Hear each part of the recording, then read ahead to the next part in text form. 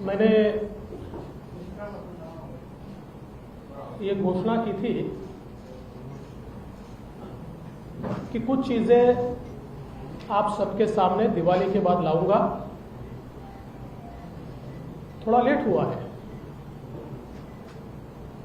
क्योंकि कागज भी निकल रहे थे, कुछ लोगों के प्रेस कॉन्फ्रेंसेस के दिन पहले ही बुक्ड थे, इसलिए मुझे थोड़ा समय लगा। मैं जो बताने वाला हूं ना तो वो सलीम जावेद की स्टोरी है, ना ही वो किसी इंटरवल के बाद की पिक्चर है। एक बहुत ही सीरियस, बहुत ही गंभीर और एक प्रकार से राष्ट्र की सुरक्षा से जुड़ा हुआ मसला है। पहले मैं दो कैरेक्टर्स के बारे में आपको बताना चाहता हूं। उसमें से एक है सरदार शाह वली खान। सरदार शाह वली खान ये 1993 बॉम्ब ब्लास्ट के गुनहगार हैं। इनको लाइफ इंप्रिजनमेंट हुई है और अभी ये जेल में है। इनकी लाइफ इंप्रिजनमेंट सुप्रीम कोर्ट ने कायम की है। अब जो सरदार शाह वली खान है, इनके ऊपर आरोप क्या था? तो इनके ऊपर आरोप था टाइगर मेमन के नेतृत्व में ये फायर ट्रेनिंग में सहभागी हुए, बॉम्बे स्टॉक एक्सचेंज और मुंबई महानगर पालिका, ये दोनों बिल्डिंग में बॉम्ब कहां रखना, इसकी रेकी ये शाह वली खान ने की थी। टाइगर मेमन के घर बम विस्फोट का जो कारस्थान हुआ उसकी मीटिंग में वे मौजूद थे, पूरे कारस्थान की जानकारी उनको थी। अल हुसैनी बिल्डिंग में टाइगर मेमन के घर गाड़ियों के अंदर जो आरडीएक्स भरा गया, वो आरडीएक्स भरने वाले ये शाह वली खान थे। और इसमें जो प्रत्यक्षदर्शी साक्षीदार है या जिन्होंने इसमें सरकारी गवाह के रूप में काम किया, ऐसे लोगों ने इस बारे में पूरी बयान और पुष्टि करने के बाद कोर्ट ने इनको लाइफ इंप्रिजनमेंट दी और अब ये जेल में है। दूसरा कैरेक्टर है मोहम्मद सलीम इशाक पटेल उर्फ सलीम पटेल। ये जो सलीम पटेल है, आपको याद होगा कि स्वर्गीय आर पाटिल जी का एक समय वो कहीं किसी इफ्तार पार्टी में गए और उसके बाद आप लोगों ने न्यूज चलाई थी कि गुनहगार के साथ उनकी फोटो चली। आर पाटिल जी का उसमें कोई दोष नहीं था, लेकिन जिनके साथ या दाऊद के आदमी के साथ उनकी फोटो चली, वो दाऊद के आदमी के साथ चली हुई फोटो में जो दाऊद का आदमी बताया जाता है वो है ये सलीम पटेल। सलीम पटेल हसीना पार्कर के ड्राइवर भी थे, बॉडीगार्ड भी थे और फ्रंटमैन भी थे। और हसीना पार्कर इनको जब 2007 में अरेस्ट हुई तो उनके साथ में सलीम पटेल को भी अरेस्ट हुई। और मुंबई पुलिस का रिकॉर्ड अगर हम चेक करें और इंटेलिजेंस का भी रिकॉर्ड हम चेक करें तो दाऊद के फरार होने के बाद ये जो उनकी बहन थी हसीना पार्कर या जिनको हसीना आपा कहा जाता था, इनके नाम से संपत्तियां जमा होती थी और इन संपत्तियों को जमा करने वाला ये सलीम पटेल होता था। इसके नाम से पावर ऑफ अटर्नी ली जाती थी। और आप अगर उस समय के न्यूज आइटम्स भी निकालेंगे तो आपके ध्यान में आएगा कि ये जो सलीम पटेल है ये जो सारा बिजनेस चलता था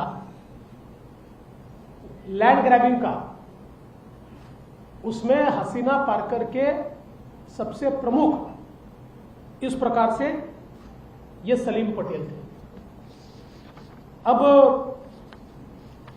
ये तो हुई ये दोनों की बात। अब इनका संबंध क्या है? अब कुर्ला में एक 3 एकड़ जगह, 2 एकड़ 80 यानी 2.80 एकड़, 3 से थोड़ी कम, 1,23,000 स्क्वायर फीट की जगह, इसको गोवा वाला कंपाउंड कहा जाता है। तो गोवा वाला करके उनकी जगह थी। और ये जगह कहां है कुर्ला में? एलबीएस रोड पर। जिनको एलबीएस रोड, आपको तो मेरे से ज्यादा जानकारी है कि वो कितना प्राइस्ड एरिया है। एलबीएस रोड पर ये जो जमीन है,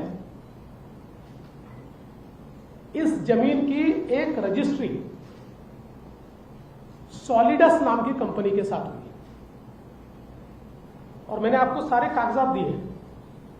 मैंने आपको ये रजिस्ट्री की कॉपी भी दी है। अभी ये जो इसमें जो हुआ है वो अगर हम देखें तो किसके किसके बीच हुआ है? ये हुआ है मरियम भाई ब्यूरो ऑफ गोवा वाला, मुनीरा प्लम्बर, ये दोनों की तरफ से पावर ऑफ अटर्नी होल्डर है Salim Patel. Irrevocable power of attorney holder है सलीम पटेल। और दूसरे बिक्री करने वाले कौन है? दूसरे बिक्री करने वाले हैं सरदार शाह वली खान। यानी सलीम पटेल और शाह वली खान ने मिलकर इस जमीन की बिक्री की है। बिक्री किसको की है? Solidus investments private limited. ये Solidus investment private limited company है नवाब मलिक जी के परिवार की। इस पर जो आपको मैंने दिया हुआ है, इस पर लेने वाले की साइन है, वो है फराज मलिक इनकी। इस सॉलिडस में 2019 में स्वयं नवाब मलिक भी थे। उन्होंने कुछ समय के लिए वो थे, बाद में फिर मंत्री बनने का उन्होंने इस्तीफा दिया और आज भी उनके परिवार के लोग उसमें हैं। फराज मलिक, इन्होंने ये जमीन खरीदी। अब इसमें सबसे बड़ी बात यह है कि ये जो जमीन इन्होंने खरीदी, उस समय वहां रेट क्या था, वो भी बहुत महत्वपूर्ण है। उस समय वहां पर फोनिक्स मार्केट कुर्ला, आप लोग जानते हैं, एलबीएस रोड पर ही आगे है। उसी साल, उसी समय 2005 में इसकी खरीद हुई है 2053 पर स्क्वायर फीट, यानी 2000 रुपए स्क्वायर फीट से। Ready reckoner rate 8550 square metre है और मार्केट रेट 2053 स्क्वायर फीट के हिसाब से। और ये जो अंडरवर्ल्ड के लोगों से खरीदी गई लैंड कुल 3 एकड़ एलबीएस रोड पर जमीन खरीदी गई 30 लाख रुपए में, 30 लाख। और उसमें से भी पेमेंट हुआ है 20 लाख रुपए का, 20 लाख। अच्छा, पेमेंट किसको हुआ है वो भी आपको मैंने दिया है, इसी रजिस्ट्री में वो दिया हुआ है। अगर आप रजिस्ट्री का पेज नंबर 5 देखेंगे तो नाही, आम्ही तुम्हाला याच्यावर दिला काय पीडीएफ वर दिले नसेल मिळाले तर मिळून जाईल। पीडीएफ वर दिला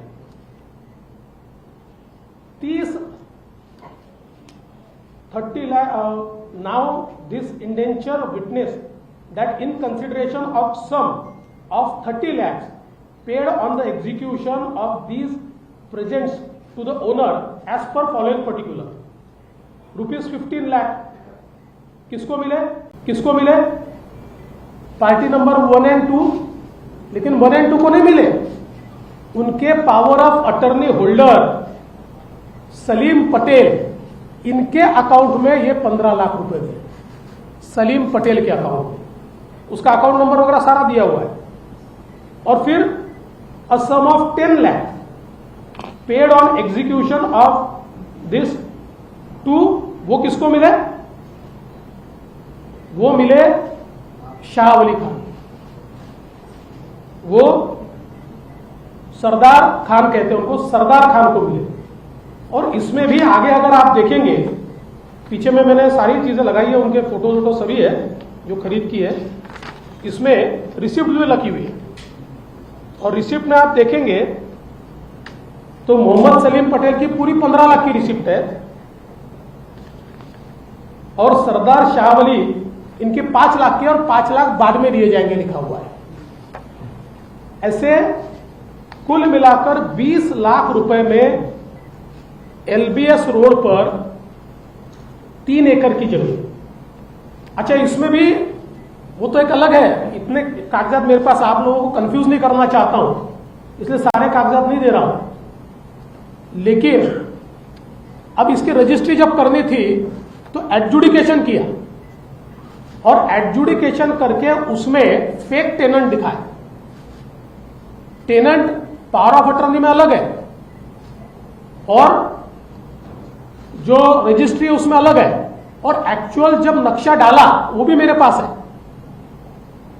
तो उस समय तो बड़ी जगह खाली है वहां पर, वो सारी चीजें। तो ये एडजुडिकेशन में इसकी कीमत कम दिखाने के लिए ये सारी चीजें की, और इसकी कीमत 3.5 करोड़ रुपया दिखाई एडजुडिकेशन में, ताकि स्टैंप ड्यूटी कम पैसे पर भरनी पड़े। मतलब 8,500 का ready reckoner rate square metre का, 2,000 पर स्क्वायर फीट का मार्केट रेट, और उसको खरीदा जा रहा है 25 रुपया स्क्वायर फीट से, और एक्चुअल पेमेंट हो रहा है 15 रुपया स्क्वायर फीट से। अब मेरा सवाल यह उठता है कि आप नवाब मलिक जी 2003 में जब यह सौदा शुरू हुआ और 5 में समाप्त हुआ, आप मिनिस्टर थे। यह जरूर है कि अंतिम रजिस्ट्री हुई उससे थोड़े समय पहले आपको जस्टिस सावंत के रिपोर्ट में आपके ऊपर स्ट्रिक्चर्स आए, इसलिए अपना पद छोड़ना पड़ा। पर क्या आप जानते नहीं थे सलीम पटेल कौन है? और सबसे बड़ी बात, मुंबई के गुनहगारों से आपने जमीन क्यों खरीदी? मुंबई में बम विस्फोट करने वालों से आपने जमीन क्यों खरीदी? और ऐसी कौन सी बात थी जिसके कारण ये मुंबई के गुनहगारों ने एलबीएस रोड पर 3 एकड़ की जमीन आपको 20 लाख रुपए में दे दी? सवाल ये उठता है कि इनके ऊपर टाड़ा था, टाड़ा उस समय, ये शायद बेल पर बाहर आए होंगे इसलिए वो कर पाए, वो अभी उसमें असर्टन नहीं कर पाया, इनके ऊपर टाड़ा लगा था। और टाड़ा का अगर आप कानून देखें तो टाड़ा के कानून में टाड़ा का जो आरोपी होता है या कन्विक्ट होता है, उसकी सारी प्रॉपर्टी सरकार जब्त करती है, उसको सरकार जब्त करने का प्रावधान है। तो क्या ये टाड़ा के आरोपी की प्रॉपर्टी जब्त न हो, इसलिए फिक्टिशियस कंसिडरेशन के ऊपर आपको ट्रांसफर की गई? और